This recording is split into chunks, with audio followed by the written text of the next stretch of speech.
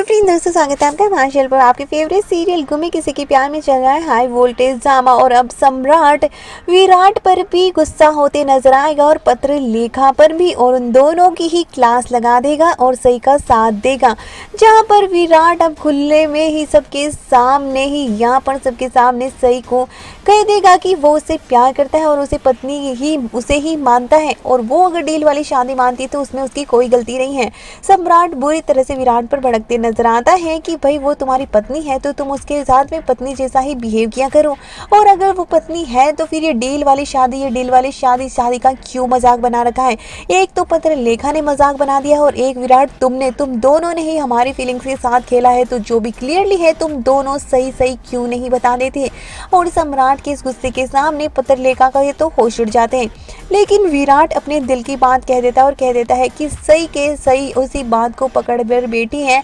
जो कि मैंने शादी के दिन कही थी, लेकिन उस वक्त हालात कुछ और थे और आज हालात कुछ और है। अब मैं सच में उससे प्यार करने लगा हूँ, और सही के लिए ही अपना प्यार का इजहार सबके सामने ही विराट सम्राट के गुस्से के लिए कर देता है और क्लियर कर देता है कि उसके दिल में अब पत्रलेखा के लिए कुछ भी नहीं है। तो भाई पत्रलेखा भी इस मौके का फ़ायदा उठाती है और सम्राट से क्लेरिफिकेशन देती है और कहती है कि हाँ सम्राट, इसीलिए तो मैंने पूजा रखी थी और तैयार हुई हूँ, सब कुछ तो कर रही हूँ, और तुम चाहते क्या हो और कैसे साबित करूँ मैं अपने प्यार को और अपने रिश्ते को। और सम्राट को समझाती नजर आती है, तो वही विराट और सही विराट का प्यार सही के लिए देखकर पत्रलेखा के पैरों तले जमीन खिसक जाती है और उसकी पूरी बाजी ही उलट गई है कि भाई अब तो सबके सामने ही विराट ने सही का हाथ थाम लिया है।